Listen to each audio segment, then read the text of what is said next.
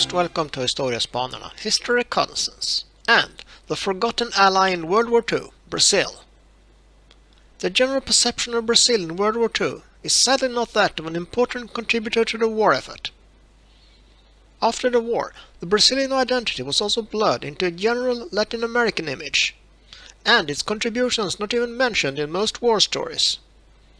The memory of its achievements was also somewhat muddled by the Hollywood images of Brazil and by later political disputes with the US, when in fact Brazil had in 1945 every reason to be proud of its contributions to the Allied victory, and the gun-wielding Ostrich with its war cry, Senta, hit them hard, is actually a more appropriate symbol for the Brazilian war effort than the well-known friendly talkative parrot Zé Carioca.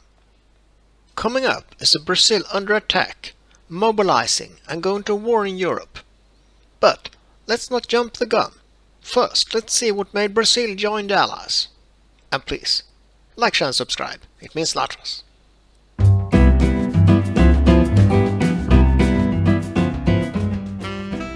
The 1930s in Brazil was a period of great unrest. Several uprisings and rebellions took place. The Constitutionalist Revolution in São Paulo,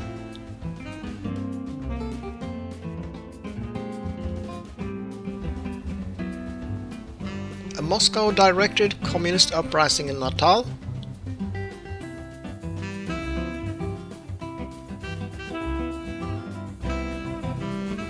and the fascist-inspired integralistas that marched and fought with leftists in the street. This culminated when in 1937 President Vargas closed the Congress and established the Estado Novo, a dictatorship that ruled Brazil until October 1945.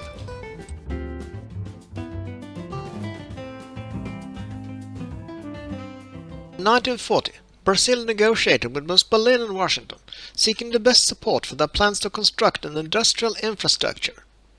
In September 1940, the Roosevelt administration produced a funding providing the capital to build the Volta Redonda steel mill, an important symbol for Brazil's industrial development. The German response to Brazil's de facto alliance with the United States came in June 1942, when a force of 10 German submarines was dispatched to the South Atlantic. Their campaign reached its peak between August 15th and 17th, when the submarine U-507 sank 5 Brazilian ships off the coast of Bahia, killing more than 600 crew and passengers. Victims included a transport full of religious pilgrims and the Brazilian troop ship Bependi, with more than 250 men on board. Public outcry against this was such that the Brazilian government declared war on Germany 5 days later on August 22nd. By then, a total of 36 Brazilian ships had already been torpedoed. Stirred by Nazi sinkings of unarmed Brazilian vessels, the wanton killing of Brazilian citizens, a neutral nation rises to demand war upon Germany and Italy. Massing before the Chamber of Deputies, an aroused people hear patriots declare that this assault upon Brazil's honor shall not go unchallenged.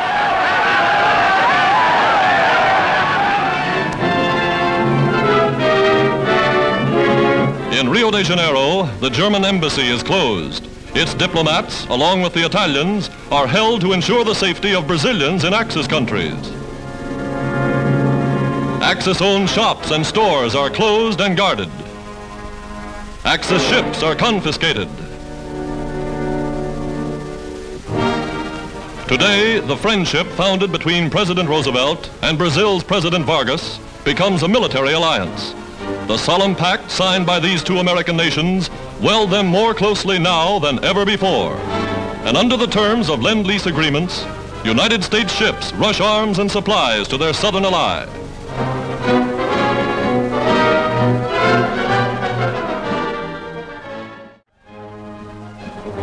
From Brazil shipyards, new vessels are going down the ways.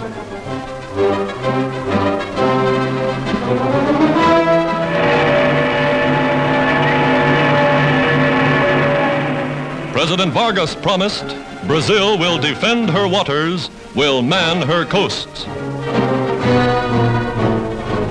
The Brazilian Navy puts to sea, her efficient fighting force now joining United States and Allied warships on anti-submarine patrol.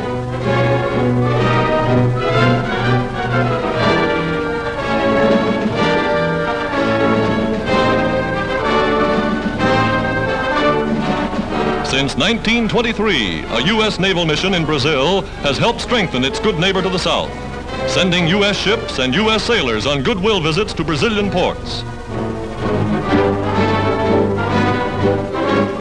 Now, with Brazil at war, ships of all the United Nations may base in her harbors. The merchant fleet is the second largest of the Western Hemisphere, surpassed only by our own. And despite torpedoings by Axis submarines when Brazil was still at peace, these ships will prove invaluable in transporting raw materials to the United States and convoying military equipment to distant theaters of war. Her navy is not large as compared to those of the United States and Great Britain, but it is modern, splendidly officered and manned, and eager for action against our common enemy. These fine ships and fighting men throw the balance of naval power that much further in favor of the United Nations. Already they have seen action against enemy raiders attacking our vitally important South Atlantic supply lines. We may confidently expect that the Brazilian Navy will live up to the high standards it set for itself in the First World War.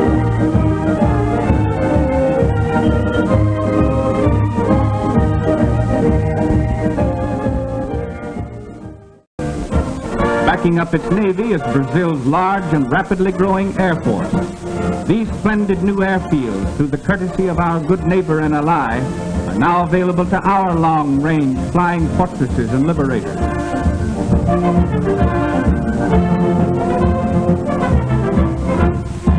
The efficiency of Brazilian fighting planes and the marksmanship of her pilots has already been admirably proven against marauding Axis submarines pursuing their campaign of terrorism off of her more than 4,000 miles of coastline. Today, Brazil's armament factories are tuning at top speed.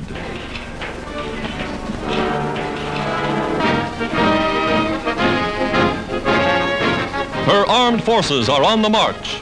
Again, as in the last war, Brazil stands with the United States, first South American nation to declare war on fascist Italy and Nazi Germany.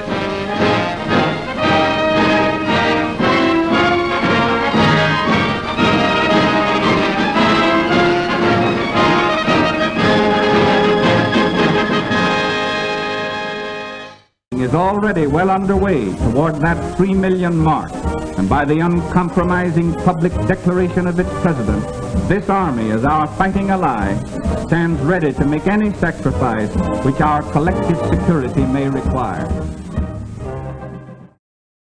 In 1944, Brazil dispatched an entire division of US-equipped ground troops to battle in Italy as part of the Brazilian Expeditionary Force, as well as a wing of P-47 Thunderbolt fighters. Both the ground troops and the fighter squadrons saw intense combat and sustained heavy losses.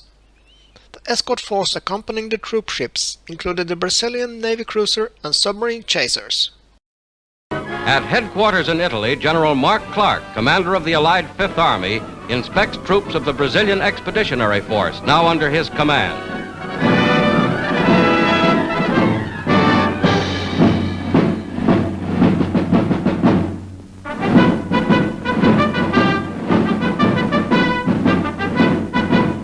On the reviewing stand, General Mascarenhas de Moraes, Brazilian commander, and General Clark watch a formal review marking Soldiers' Day, a Brazilian national holiday, and the first time Brazilian troops have ever observed that holiday on foreign soil.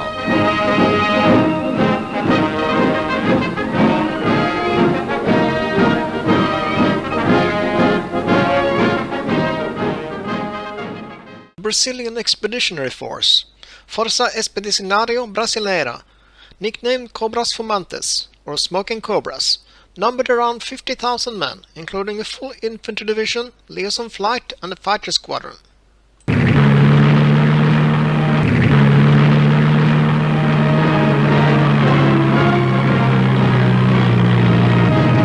July 1944, the first unit arrived in Naples, Italy. After some delays with equipment and training, the 6th Infantry Regiment and support troops went into the line of the 4th Corps of the US 5th Army on September 15th. The FEB operated mostly at platoon level, seeing heavy combat at the German Gothic Line and during the 1945 final offensive. By the end of the war, it took 20,000 Axis prisoners, including 2 generals and close to 900 officers. The division lost 948 men killed in action across all 3 services.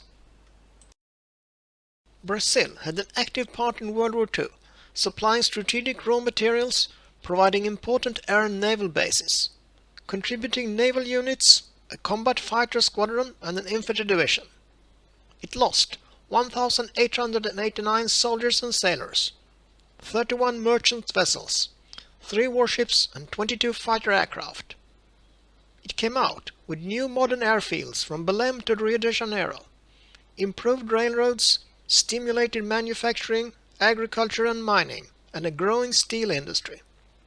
Its Army, Air Force and Navy had gained combat experience and the latest equipment, and its foreign stature had reached new heights.